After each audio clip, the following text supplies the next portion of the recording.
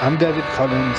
Hi, I'm Itumeleng Selepe, and this is Man to Man. A man who's recovering from substance abuse is that first line and that first high, you're never ever gonna get it again.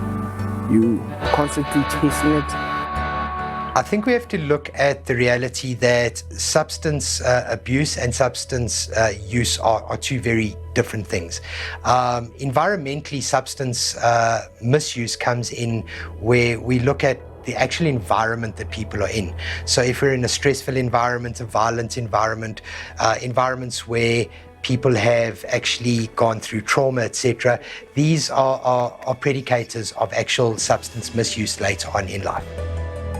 As we start getting older, men get more entrenched in their lives and get stuck in a position in their lives where if they are in a position where there's substance abuse, it's very difficult for them to actually get treatment because they can't leave home to get treatment for a prolonged period because they may actually be the main breadwinner.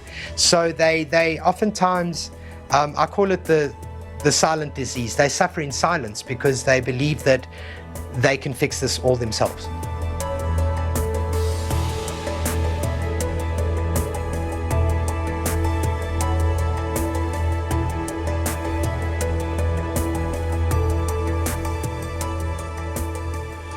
Me starting substance abuse is basically, I was telling somebody now that if you hang around a barbershop long enough, you're gonna get your hair cut.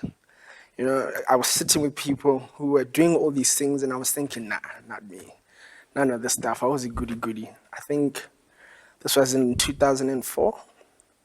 And there were so many things that led up to that point that once I did that line, I vividly remember the day because it was the 26th of June, 2004, and the Springboks were playing.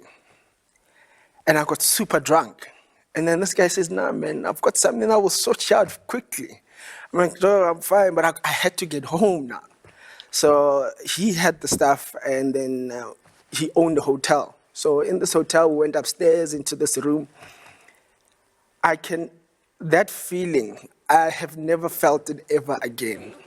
Like, it was once in a lifetime, boom. Like when Neo found out, he was the one in the Matrix. And I think after that, I just kept on chasing that same high. But I called it a functional addict. But it catches up with you at some point. And what made me stop, actually, it wasn't by choice. I actually didn't want to stop. The family needed to like interject, but really in a really, really horrific bad way. But I needed that. I think I've told you the story of how I got clean. Like I had to be put in chains for 6 months, you know. So I was bathing in chains. I was going to the toilet in chains. I was sleeping with chains. That's brutal. Yeah, it is brutal. That's brutal, So and angers me because that's inhumane. Yeah. But the things I was doing, though, hey David, like the things, it got to a point where it was suicidal, and only to find out after I started working with people that I had really underlying issues. Like I remember, I lost my virginity when I was like 7, if you can call it that, but it was certain things that were building up to that point. But also, how it worked was that I only dealt with just the addiction. But right now, I'm slowly but surely getting there. It's been 7 years. Every day is a struggle. But I'll rather die than go back. Never. okay. Yeah. So for me, the turning point was, and it always upsets me when I talk about it, but it was when my kids were taken away and put in foster care. Because what I realized then was, as a kid growing up, I made a promise to myself I wouldn't turn out to be like my father. And the reality was, because of my childhood or whatever, I found a solution in in drugs. Yep. And then that stopped working for me, and I carried on chasing that initial high that you were talking about. And all my roles around me started crumbling. So, but particularly the one that really hurt was the shame I felt when I realized I've turned out to be a worse father than my father was to me.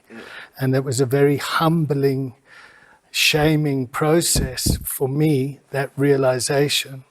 And when I had that realization, which was kind of in the depths of shame, I made that choice to enter into recovery and to start to recover everything that the addiction took away from me. My dignity, my self-esteem, self-respect, all the various roles that I fulfilled would become very unmanageable. And my recovery has been recovering myself to get out of the shame that the mental illness that I had, which was being medicated by the addiction. So when you say you were locked up in chains, on one hand I understand it, but you wouldn't lock up any other sick person like that. So society really needs to understand, how can we change the way that we treat people that have been impacted, like we've both been personally impacted, and how our behavior has impacted our families and society around us. So locking people up, the war on drugs, all this sort of archaic approach to recovery, we're at the front line trying to change that stigma around it. Yeah. So when you talk about getting funding or something to support you in your good work, it's very hard to do that because of the stigma that still travels people. Not pair addicts, criminals, lock them up, you know. And so programs like this hopefully help. Channel, yes, definitely. Because we must also remember that as we carry on our behavior, we are sons of mothers and fathers, and the family get impacted watching their loved one deteriorate. So as children, parents don't want their kids to turn to drink and drugs. And society kind of, it happens, and then the families often think, oh my God, where did we go wrong? And then they take on and get impacted by the behavior. So then a real harsh intervention where you get locked up in chains, people seem to think it's a good thing. And it really triggers me as from Are you counseling me right now? No, I'm definitely not counseling you. I'm talking like kind of man to man, like as two men that are like trying to make a difference in the world.